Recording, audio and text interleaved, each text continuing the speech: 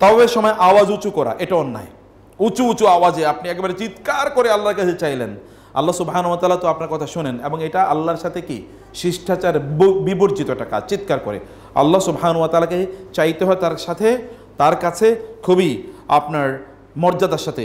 এটা আল্লাহ তাআলা বলেছেন, মানে এটা কি তাদাররুআ ওয়া খুফিয়া ওয়া দুনাল জাহরি মিনাল কওল, মানে খুব বিনয়ের সাথে, খুবই উচ্চ স্বরে নয়, খুবই নিচু স্বরে নয়, মাঝামাঝি একটা স্বরে আল্লাহ তাআলার কাছে চাইতে হয়। হাজার আসওয়াদ চুম্বন করার জন্যে মাকামে ইব্রাহিমের পেছনে নামাজ আদায়ের জন্য প্রস্তুতি, মানে এখানে প্রচণ্ড ভিড় করা এবং এতে নারী পুরুষের মিক্সিং, এটা পুরাটাই নিষিদ্ধ, এটা করা যাবে না। তাওয়াফের সময় অন্যের পায়ে গায়ে আঘাত করা, যার ফলে গালাগালি ও হাতাহাতি হয়ে যায়, কাবার চত্বরে এটি ভয়াবহ অপরাধ, এটা করা যাবে না। কেউ হতে পারে যারা মানে আপনি অসাবধানবশত মানে কারো গায়ে গিয়ে পড়লেন, কারো পায়ে আপনার নখ লেগে গেল, জুতা লেগে গেলো, মানুষ কিন্তু আহত হয়। আমি নিজেও হয়েছি, তো আমার মাও হয়েছে একবার। তো সে কারণে বলবো এগুলো হতে পারে, কিন্তু সাবধান থাকা দরকার। আর যদি কেউ লেগে যায় তাহলে মাফ করে দেন, মাফ করে দেন। একে তাক মানে কটমট করে তারপরে তাকাইলাম, এটা না করাটা মানুষকে ফরগিভ দ্য পিপল ওয়াল কাযিমিন আল গায়জ, যারা তাদের রাগকে সংবরণ করে, ওয়াল আফিনা আনিন নাস, যারা মানুষকে ক্ষমা করে দেয়, আল্লাহু ইউহিব্বুল মুহসিনিন, যারা তাদের প্রতি ইহসান। নো প্রবলেম ভাই, ঠিক আছে, জাযাকাল্লাহ খায়ের, ওকে, এরকম কিছু একটা বলে মানুষকে ক্ষমা করে দেয় এবং তার সাথে উত্তম আচরণ করা। আল্লাহ তাআলা এদেরকে ভালোবাসেন বেশি। অতএব আল্লাহর ভালোবাসা পেতে হলে এই কাজগুলো করতে হবে। যে কোনো অবস্থায় মুসলিমদেরকে কষ্ট দেয়া হারাম। বাইতুল্লাহ স্পর্শ করার চেষ্টা করা, এতে কোনো আলাদা সওয়াব নাই। এবং নারী পুরুষদের গায়ে গায়ে মিশে তওয়াফ করা যা স্পষ্টই নিষিদ্ধ কোনো মহিলাদের সাথে, কারণ ওর প্রচুর পরিমাণ মহিলা। আপনি একটু সেফ সাইডে তওয়াফ করেন, একটু সেফ সাইডে তওয়াফ করার চেষ্টা করবেন ইনশাআল্লাহ। মূলত যে ব্যক্তি আপনার ব্যাপারে ত্রুটি করছে অথবা আপনার প্রতি দুর্ব্যবহার করছে, তার প্রতি ক্ষমা প্রদর্শন করে, যেটা আমরা বললাম, এগুলো করতে হবে আমাদেরকে। তাওয়াফের প্রত্যেক চত্বরের জন্য বিশেষ কোনো দোয়া নির্ধারণ করে, এটা নিষিদ্ধ, এটা করবেন না আপনি। এই চক্করের জন্য এতটুকু দোয়া, প্রথম চক্করে এই দোয়া, এরকম অনেক বই আছে দেখবেন। ওই চক্করে 2 নম্বর চক্কর, 3 নম্বর চক্করে এগুলো দোয়া, এগুলোর কোনো দোয়াই প্রমাণিত না, এগুলো লোকেরা বানাইছে বসে বসে। অথবা এটা করা দরকার, আপনার মতো করে আপনি দোয়া করবেন। আর যেটা একটাই মাত্র দোয়া প্রমাণিত হাদিস দিয়ে, সেটা কি রব্বানা আতিনা ফিদ দুনিয়া হাসানা। সাফা মারওয়া, আপনি তো এখানকার কাজ শেষ, পানি খেয়েছেন, এবার আপনি যাবেন কোথায়? এরপর কাজ হচ্ছে সাফা মারওয়ায় যাওয়া। সাফা মারওয়া তো আমাদের প্রত্যেকের জন্যই। তাওয়াফ শেষে সালাতু তাওয়াফের জন্য আপনি তো সেখানে গেলেন, পানি পান করলেন, এবার সাফা মারওয়ায় দোয়ানোর জন্য আমরা যাব। সাই এর জন্য কতগুলো ওয়াজিব আছে, যেই সাই করতে হয়, যেগুলোর মাধ্যমে কি, 1 নম্বরে নিয়ত করা, আপনি সাই করতে নিয়ত করছেন, আপনি সাই করছেন। 2 নম্বর হচ্ছে সাফা হতে কি সাই শুরু করা। আল্লাহ তাআলা শুরু করছেন কি দিয়ে, ইন্নাস সাফা ওয়াল মারওয়াতা মিন শাআইরিল্লাহ। আল্লাহ শুরু করছেন সাফা দিয়ে, আমরাও শুরু করব কোন জায়গা থেকে? সফা পাহাড় থেকে।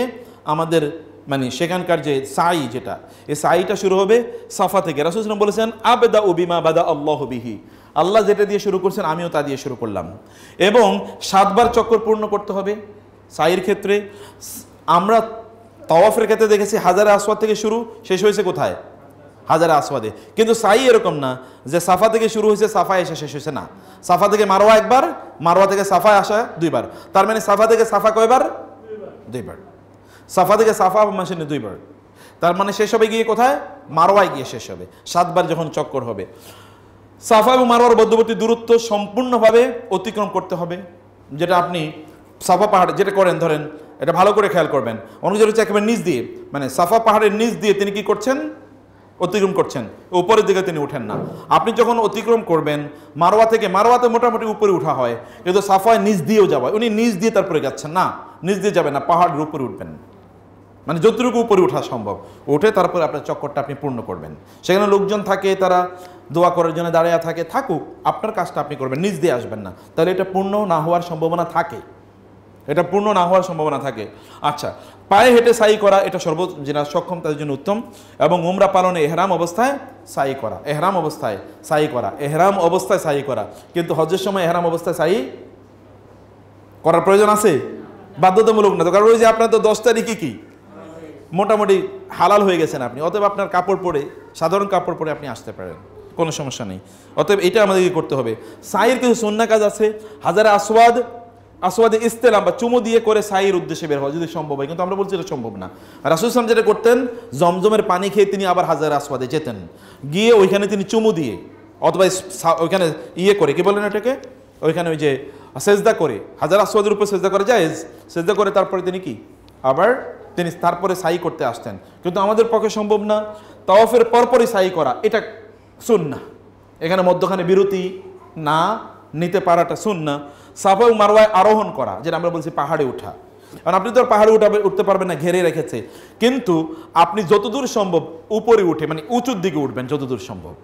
এবং মারওয়া পাহাড়ে তো ওইরকম পাহাড় কিছুই নাই এখন অ্যাকচুয়ালি, কিন্তু ওইখানে এখন, আগে তো ওইখানে যাওয়া যেত অতটুকু যতটুকু আছে, এখন ওইখানেও যাওয়া যায় না, এখানে ঘিরে রেখেছে। তো যতটুকু কাছাকাছি যাওয়া যায় এতটুকু আপনি, আল্লাহ তো আপনার চেষ্টাটা দেখবেন। 3 নম্বর হচ্ছে কি, তারপরে কি, সাফা এবং মারওয়ায় আরোহণকালে কেবলামুখী হওয়া, দিস ইজ ইম্পর্টেন্ট। যখন আপনি সাফা পাহাড়ে গেলেন এবং মারওয়া পাহাড়ে গেলেন, তখন ওই জায়গায় গিয়ে, ওটা দোয়া কবুল, এই দুটো জায়গায় দোয়া কবুলের মুহূর্ত, দোয়া কবুলের জায়গায়, ওইখানে গিয়ে আপনি কেবলামুখী হয়ে দোয়াটা পড়লেন, যে দোয়াগুলো আছে একটু পরে যে দোয়াগুলো বলছি। তারপর কি, সাইয়ের চক্রসমূহ পরপর সমাপন করে যদি সম্ভব হয়, আর মধ্যখানে যদি ক্লান্ত হয়ে যান তাহলে আপনি বুঝতে পারেন। কেউ এটা করতে পারে, ওইখানে কিন্তু চেয়ার পাওয়া যায়, আগ থেকে একটা চেয়ার নিয়ে গেলেন, যখন প্রয়োজন একটু বসলেন, চেয়ারটা হাতে নিয়ে আপনি হাঁটলেন, এটাও করতে পারেন। মাঝে মাঝে আমি একটু হাঁটার রোগ একটু আছে, মানে না হাঁটার রোগ আছে, তো বেশি হাঁটতে গেলে পা ফুলে যায়, তখন আর বেশি হাঁটতে পারি না, মাঝে মাঝে একটু বসতে হয়। You can do it, no problem ইনশাআল্লাহ। এবং সবুজ বাতি দয়ের মধ্যখানে দ্রুত চলা, যেটাকে সাই, মূলত সাই তো ওইখানে, আর বাকিটা তো এমনি চলা, মূলত ওই জায়গায় সাই, 2 বাতি, সবুজ 2 বাতি আছে এর মধ্যখানে, মানে সাফা থেকে মারওয়ার দিকে যেতে, মারওয়া থেকে আবার কি সাফার দিকে আসতে, এই 2 জায়গায় আপনাকে দৌড় দিতে হবে, মানে 7 চক্করেই 7 বার দৌড়াতে হবে এরকম। আর এবং সাফাতে উঠে কিবলামুখী হয়ে বা কাবামুখী হয়ে দোয়া করুন। এটা সাইয়ের ইতিহাস, মনে মনে আন্তরিকভাবে সাই করে, এটা আমরা আন্তরিকতার সাথে করবেন। কিন্তু এর আগে আমরা যেটা বলছিলাম যে আপনাকে যেটা করতে হবে, সাফা মারওয়া সাইর আরম্ভ, সাফা পাহাড়ের পাশে এসে, কাছে এসে কোরআন মাজিদের সূরা বাকারার 158 আয়াতের অংশটুকু পড়ুন, পুরোটা না পড়তে পারলো। ইন্নাস সাফা ওয়াল মারওয়াতা মিন শাআইরিল্লাহ, সাফা পাহাড়ে